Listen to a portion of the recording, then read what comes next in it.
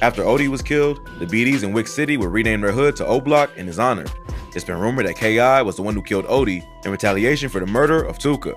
Allegedly, she and her twin brother, FBG Butter, were out on Tuka's birthday looking for ops when they came across OE riding his bike and shot at him. According to rumors, it was K.I. who fired the kill shot.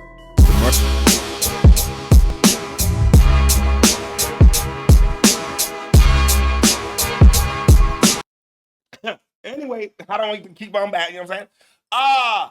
K.I. Fleetwood Stories at the goddamn day. This little girl's a killer. K.I. was one of the most feared shooters in the history of Chicago. The crazy part is, she was just a teenage girl. Here's the wild story of K.I., the female assassin of O Block. K.I. started out as just your average girl, but growing up in a wild city like Chicago, K.I. slowly adapted to her environment. She was exposed to death and violence at a young age after her father was killed when she was only a year old. Those close to her would say that losing her father made her more protective of the people around her. She would also later witness her older brother get killed right in front of her, which would have a serious impact on her growing up. Eventually, she moved to the area around 63rd and St. Lawrence.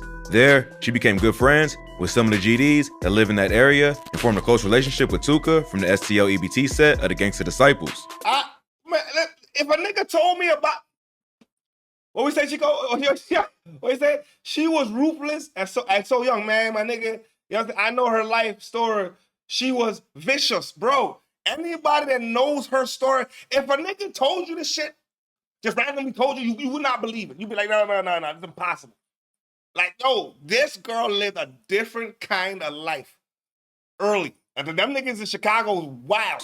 In January 2011, Tuka was standing at a bus stop when a dark-colored vehicle pulled up and started letting off shots.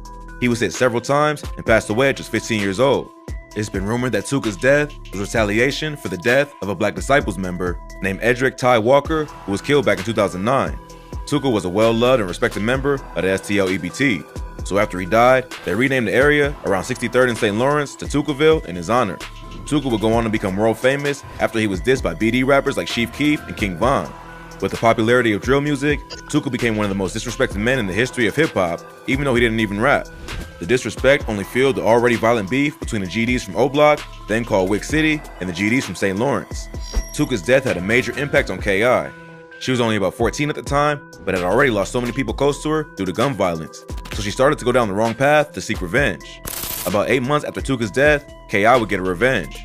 In August 2011, a high-ranking member of the BDs named Odie Perry was shot on the 400 block of East 64th Street. After Odie was killed, the BDs in Wick City would rename their hood to O Block in his honor. It's been rumored that K.I. was the one who killed Odie in retaliation for the murder of Tuka. Allegedly, she and her twin brother, FBG Butter, were out on Tuka's birthday looking for ops when they came across OE riding his bike and shot at him.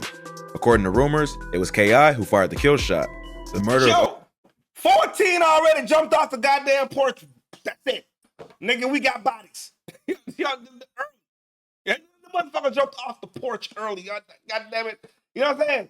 A lot of G's, what do you say, Chico? A lot of G's in Chicago were afraid of her. This is facts. A lot of motherfuckers didn't want no smoke with K.I. You know what I'm saying? That's how much respect and fear. She was the real shit. That little girl was the real deal.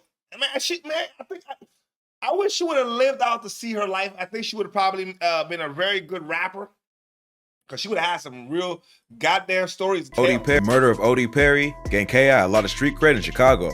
At first, it was hard for the BDs to believe that one of their top-ranking members was taken down by a teenage girl. But as K.I. continued to build a name in the streets, they were forced to accept what happened. After killing OD, K.I. got even deeper into the street life. She became known for shooting at ops, which included members of 600 and O Block. So, even though she was a female, she was becoming a problem to the BDs and was one of their biggest ops. It seemed like K.I. got addicted to the lifestyle and would shoot at anyone who threatened her, including other females. It's been rumored that K.I. one shot at another girl who was the cousin of T-Roy, another high-ranking member of O Block. His cousin ended up snitching on her, but K.I. still beat the case due to lack of evidence and remained on the streets. Plus, she was also known to taunt her ops on social media, often taking shots at dead members of O Block and 600, like OD and Baldy. This would lead to beef online with high-ranking BDs, such as King Von. Von and K.I. were known to taunt each other on social media, all while pretending to flirt. Even though they were enemies, they had mutual respect for each other as fellow savages. And then them two got into a fight on the goddamn train. I swear to God, that bitch was a rebel. That bitch been fighting on the train with King Von. Von even once claimed on an A&E documentary about K.I. that he had a crush on her back in the day, but many believe that he was trolling and using mental tactics to gain the upper hand.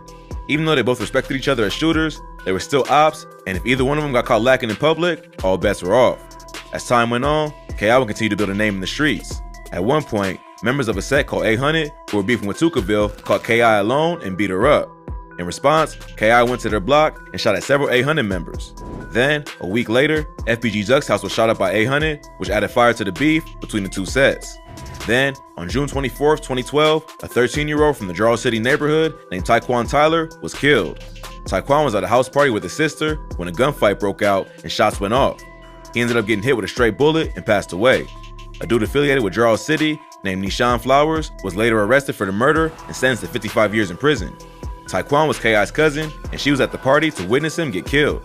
It's been rumored that K.I. was the one who introduced him to the street life and trained him on how to rob and do drills. His death hit her hard, and she would change her name on Twitter to Taekwon Assassin.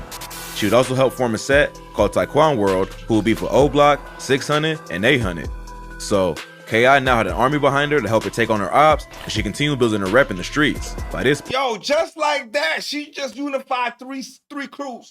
Now we got Taekwon World. This bitch was good. This little girl, bro. Well, this girl, if she could have used that influence into positive shit, man, this girl could have.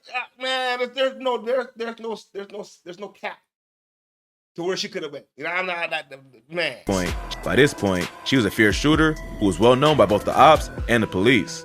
At one point, the local news even claimed that she was responsible for killing at least 20 people, a number which isn't confirmed and likely exaggerated, but it shows how well known she was in the city. But somehow, despite this wild reputation, she was never caught by police. None of the bodies she's rumored to have were ever confirmed because the police weren't able to collect enough evidence to bring a conviction. On March 2014, a 19-year-old member of STL EBT, who went by the name Lil B, was killed by police after allegedly pointing a gun at them while he was being chased. K.I. was also close to Lil B, who was killed on the same street as Taekwon. His death turned her heart even colder, and she would change her Twitter name from Taekwon Assassin to No Surrender Lil B. In the weeks following Lil B's death, K.I. would go on Twitter to vent her feelings and reflect on some of the pain that led her down the path she was on. 20 plus bodies? And that, yo, and it's not even a cap. Like, yo, the streets talk. Like, my nigga, yo, like, if somebody just told you this shit, niggas wouldn't believe that shit. This little girl started off the porch at 14, and they got already 20-something bodies before she passed away. Yo, bro, she was a terror. I don't mean to laugh. No bullshit is right, Chico. But this bitch was a terror. This mother, no, what? Money coming, money going. It ain't like you can take it with you. In the end, we die. And I didn't see too many of my in the casket. So it seemed like K.I. was in a pretty dark place, and all the pain of losing her friends and family members in the streets is what turned her into such a savage killer. After Lil B's murder, K.I. hit the streets to take her pain out on the first op she could come across. That ended up being a dude named Blood Money from the BD set Front Street, the cousin of Chief Keef. Blood Money was standing outside his home on the 5600 block of South Elizabeth Street when he was shot in the chest. His cousin, Darnell Patton, was also shot in the stomach, but later pulled through. Blood Money was just 30 years old and the father of... Yo, the nigga, I want to say that, yo, the nigga's a grown-ass man. And she was 15 years old. I already at 15 and got 20 plus bodies. You killing grown adults? Yo, bro, could you imagine standing there as a 30-year-old grown-ass man and then this little motherfucking 15-year-old little girl just come up to you and I said, yo, my God, you wouldn't like it? Man. 5 children. Just 2 weeks before he was killed, he had signed a deal with Interscope Records, so his death was a major loss to O Block. Rumors quickly started going around that K.I. was the one responsible for Blood Money's death. Even though she was already hated by the BDs, this murder put an even bigger target on her head. Less than 24 hours later, K.I. would be shot and killed in the Woodlawn neighborhood. Around 3:30 p.m. on April 11, 2014, K.I., along with FBG Butta and another friend, were walking to the house of FBG Wooski to get lunch. K.I. Less than 24 hours later, it was retaliation, man. It was that time. Yeah, it was retaliation, man. Yeah. Less than 24 hours? I had recently revealed her location on Twitter, which must have been seen by her ops. While they were walking, a shooter in a gray hoodie approached them and started letting off shots before hopping into a getaway car. All 3 were hit, and K.I. ended up getting shot 9 times in the jaw, neck, and chest. She was rushed to the hospital, but pronounced dead around 5:43 p.m. The murder of K.I. remained unsolved for many years, but the word on the street was that it was done by O-Block members T-Roy, Big A, and even King Von. The day after K.I. was killed, a bunch of dudes from FBG, including Lil J, FBG Butter, and Wooski, shot up O-Block. Both Big A and T-Roy would later be killed by members of the GDs in retaliation for K.I.'s death. But yo, let me tell y'all, man, stop it right there for the day, man. That little girl could have been so much more of an influential individual, man. I think once her dad died, it changed the whole narrative, the trajectory of her life. You know what I'm saying? Always let you go. I'm telling you, she was so vicious that she would be doing a walk around in enemy stuff and shoot her up her ops facts and stay there till they died. The girl was ruthless. Like in all accounts of all accounts of this young lady's life, she was nobody to be fucked with, man.